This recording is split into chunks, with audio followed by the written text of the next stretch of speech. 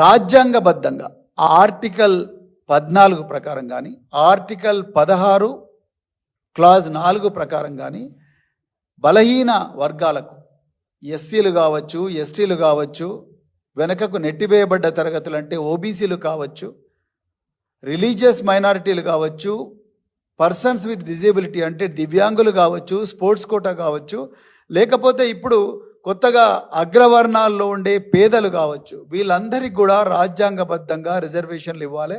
ఇవి ప్రతి దశలో కూడా రిజర్వేషన్లు అమలు చేయాలనేది రాజ్యాంగం చెప్తా ఉన్నది.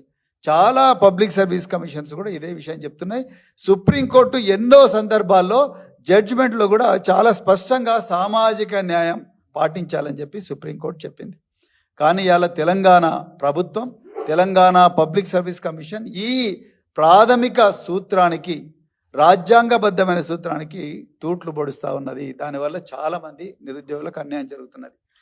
ఇక గ్రూప్ 1 ఎగ్జామ్ విషయానికి వస్తే మీ అందరికి కూడా తెలుసు, ఆనాడు కేసీఆర్ గారు గ్రూప్ 1 నోటిఫికేషన్ ఇవ్వడమే కాకుండా గ్రూప్ 1లో ప్రిలిమినరీలో ఏ విధంగా రిజర్వేషన్ పాటించాలి, మెయిన్లో ఏ విధంగా రిజర్వేషన్ పాటించాలనేది చాలా స్పష్టంగా ఒక జీవో నెంబర్ 55 ద్వారా స్కీమ్ ఆఫ్ ఎగ్జామినేషన్ కూడా ఇవ్వడం జరిగింది.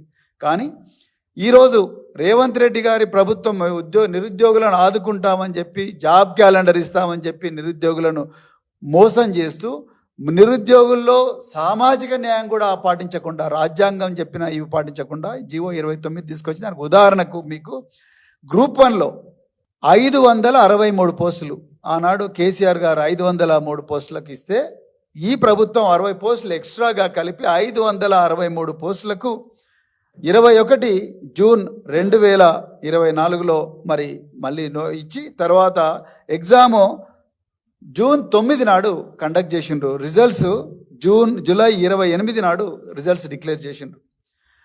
టోటల్గా ఈ ఎగ్జామ్కు ఆ పరీక్ష రాసిన అభ్యర్థుల సంఖ్య 3,02,172 మంది. మరి ఒక్క పోస్టుకు 50 మంది అభ్యర్థులను మెయిన్కు సెలెక్ట్ చేయాలంటే 1:50 నిష్పత్తిలో 50 మంది అభ్యర్థులను ఒక పోస్టుకు చేస్తే టోటల్గా 28,150 మంది అభ్యర్థులు రావాలి. 28,150 మంది అభ్యర్థులను కేసీఆర్ గారు తలపెట్టిన జీవో 55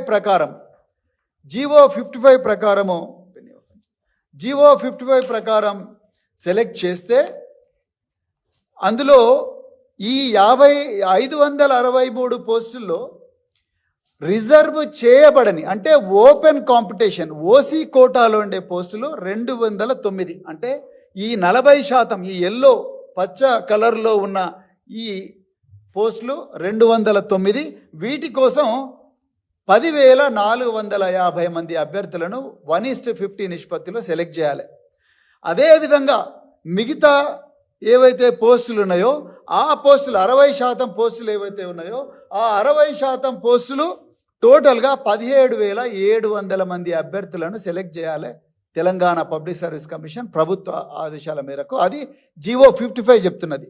కానీ ఈ సామాజిక న్యాయం, అదేవిధంగా రాజ్యాంగం చెప్తున్న రిజర్వేషన్లు ప్రిలిమినరీ స్టేజ్లో బాలాజీ బదావత్ పెట్టిన కేసులో ఏదైతే ఉందో ఆ కేసులో వచ్చిన జడ్జిమెంట్ను ఆధారం చేసుకొని ఆధారబాధగా జీవో 29 తీసుకొచ్చి ఈ సామాజిక న్యాయం, ఈ రిజర్వేషన్లు పాటించకుండా 28,150 పోస్టులను స్ట్రైట్గా ముద్దగా సెలెక్ట్ చేసింది. దాంట్లో ఏ వర్గాల ప్రజలు ఉన్నారనేది ఇప్పటికి కూడా క్లారిటీ లేదు. ఒకవైపు 1:50 నిష్పత్తిలోనే మేము సెలెక్ట్ చేస్తున్నామని చెప్తూనే, మరోవైపు మేము రిజర్వేషన్లు కూడా పాటించినామని చెప్పి ఎస్సీ కోటాలో సెలెక్ట్ చేయాల్సిన వ్యక్తులను కింద తీసుకొని అవసరం అనుకుంటే కిందికి పోయి, అంటే వాళ్ళ కట్ ఆఫ్ ఏదో చెప్పకుండా ఆయనకాయన, అంటే వాళ్ళ పబ్లిక్ సర్వీస్ కమిషన్ తనకు తాను ఒక కట్ ఆఫ్ పెట్టుకొని కింది నుంచి తీసుకొని పోయిండు. అదేవిధంగా ఎస్టీ కోటాను అట్లనే చేసిండ్రు. అగ్రవర్ణాల్లో పేదలు ఈడబ్ల్యూఎస్ కోటాను కూడా అదే విధంగా చేసిండ్రు. ఓబీసీ కోటాను కూడా అదే విధంగా చేసిండ్రు.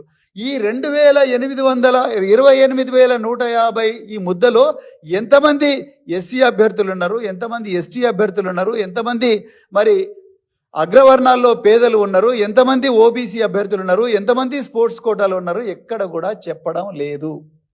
చూశారు కదండి, ఈ వీడియో కనుక మీకు నచ్చినట్లయితే లైక్ చేయండి, షేర్ చేయండి, న్యూస్ టుడే తెలుగు డైలీని ఫాలో చేయండి.